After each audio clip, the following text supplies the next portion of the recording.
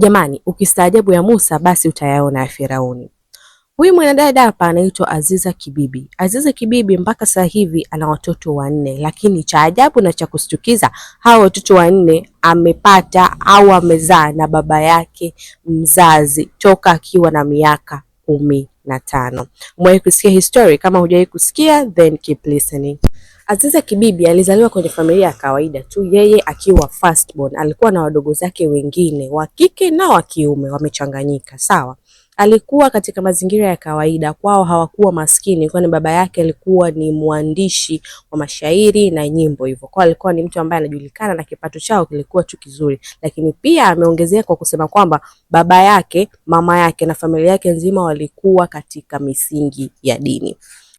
Alitamani kuwa kama watoto wengine, lakini tu ambacho kilikuwa different kutokana na watoto wengine na yeye ilikuwa ni kwamba yeye alikuwa homeschooled. Hakuruhusiwa kwenda shule kama wanafunzi wengine au watoto wengine. Yeye alikuwa anasoma pale pale nyumbani na alikuwa anapenda sana kusoma vitabu. Baba yake alikuwa akienda library kutafuta material kwa sababu ya kazi yake, alikuwa anamchukua yeye anaenda library kusoma, baba yake akiwa anaendelea kazi. Baada ya hapo anarudi nyumbani. Akiwa na miaka 8, mama yake kuna siku alikuja kumuita na kumwambia kwamba Aziza, baba yako anakuita chumbani, ana maongezi na wewe. Alipoenda huko chumbani, baba yake alianza kumuelezea kwamba wewe sasa hivi ni unakuwa mkubwa, unaenda kuwa mwanamke, inabidi tukufundishe namna ya kuwa mwanamke na vitu kama hivyo. Akaanza kuona baba yake akianza kumtoa nguo kidogo kidogo, alimtoa nguo ya juu, alimtoa nguo ya chini na kuanza kumshikashika. Tunasema alikuwa molested. Akiwa na miaka 8 baba yake alimuintroduce kwenye hiko kitu. Alikuwa anaona kama sio sahihi, lakini kama mtoto wa miaka 8 baba yako kashakwambia wewe unatakiwa kuwa mwanamke sasa, na mimi nitakuonesha namna ya kuwa mwanamke. Hakuwa na lingine lolote la kufanya. Hali hiyo iliendelea mpaka alipofika miaka 10, ndipo baba yake akaanza kumuingilia rasmi, na ilikopo inaendelea hivyo night to night, yani kila usiku baba yake anakuja. Anasema alikuwa hakipendi kile kitendo, kilikuwa kinamuumiza na alikuwa anaomba kama, yani kila siku alikuwa anaomba Mwenyezi Mungu, hebu mjalie huyu mzee asiingie chumbani kwangu leo. Lakini kuna muda alikuwa ina dua yake inaitikiwa, kuna muda haitikiwi. Mahusiano yao yaliendelea hivyo, aliendelea kuingiliwa na baba yake siku hadi siku. Kipindi kidogo kirefu kikapita, hiyo hali ikiwa inaendelea, akaja kugundua kwamba mama yake alikuwa anajua, lakini hata mama yake pia aliambiwa kwamba Aziza ana magonjwa. Kwa hivyo kile kitendo kinafanywa kama namna ya kuweza kumponya, ataweza kupona matatizo yake kwa kufanya kile kitendo na baba yake. Mambo hayo kaambiwa mama mtu na mume wake. Imagine how naive she was, kwamba aliamini kwamba kile kinachofanyika pale ni tiba ya mtoto wake. Anasema ajui kama mama yake alikuwa anajua, akajifanya, unajua watu wa zamani walikuwa wanasujudu waume zao, kwamba alikuwa anajua ukweli wa mambo lakini alikuwa anaficha au ilikuwaje. Anasema hajui. Lakini ndio hivyo, mama yake aliendelea kupotezea kile ambacho kilikuwa kinaendelea. Mpaka hiyo siku baba yake akaja na mwanamke mwingine. Baba yake hakuwa mwanaume ambaye alikuwa ni mwema sana kwa mke wake. Yani alikuwa anachepuka still. Even hivyo vitu vyote vinaendelea, baba mtu alikuwa anachepuka. So siku hiyo akaja na mwanamke mwingine ambaye ni girlfriend. Yeye Aziza anamuita girlfriend wa baba. Alikuja naye na kwa pamoja baba mtu na girlfriend wa baba mtu walishiriki tendo wakiwa na Aziza. So they did like a threesome with a 11 or 12 years old kwa umri wapo, maana miaka alikuwa ameendaenda. Kaanza kuingilia akiwa na miaka 10 na hiyo situation ilikuwa inaendelea. Yani ilikuwa ni kitu cha kawaida nyumbani kwao. Baba yake akifika usiku anaingia chumbani kwa mwanae, anafanya hicho kitendo na mwanae. Kwa akafika hadi akaingia, akamuingiza mchumba wake na mtoto wake, wakafanya like a threesome. It's wild guys, it's wild, I know.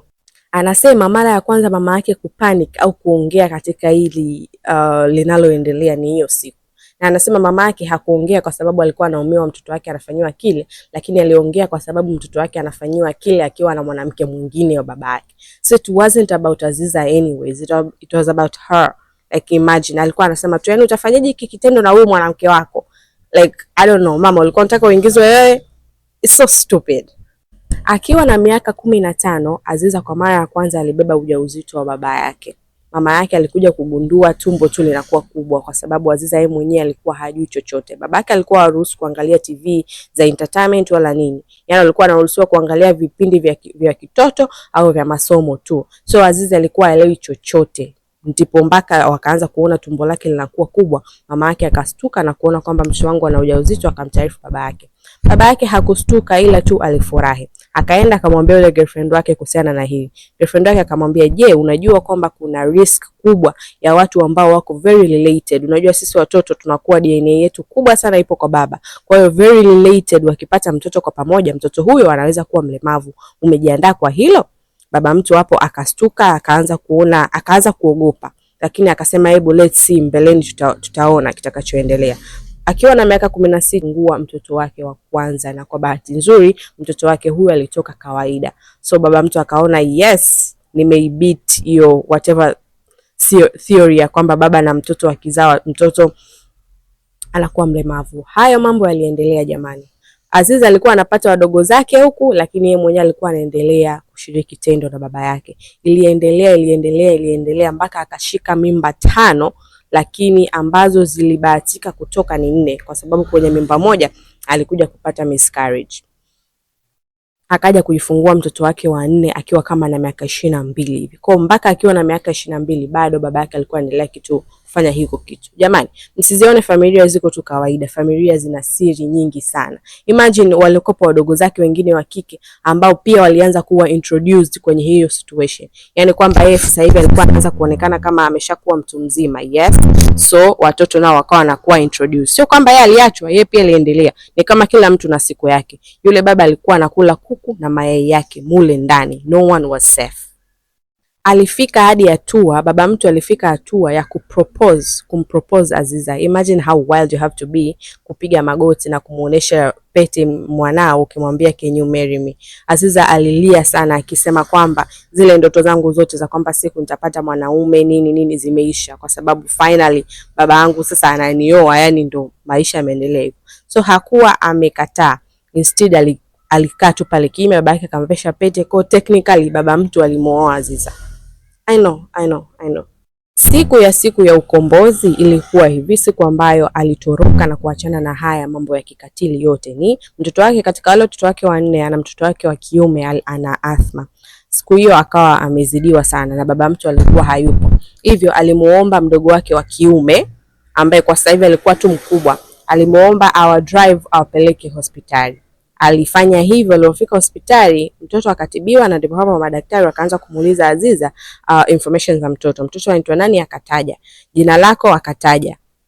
Jina la mama na la mtoto yani la mwisho linafanana, kwa sababu yeye akataja jina la babake. Kwa kama mimi naitwa Musara Sale, mtoto wangu ataitwa Zain Sale, si ndio? Alafu watu watashangaa, mbona wote Sale vipi tena hii?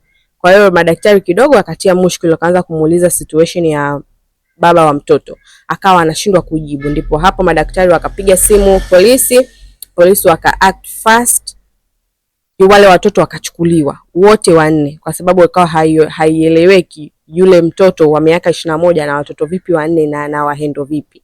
Baba mtu ikaja kuchunguzwa, baba mtu akaja kukamatwa, akafungwa jela. Lakini pia Aziza akapokonywa watoto, kwa sababu kwa umri alikopo nao hakuweza kuwatunza wale watoto bila father figure. Kwa watoto wakachukuliwa. Walivyochukuliwa, Aziza akaamua ajiendeleze kusoma.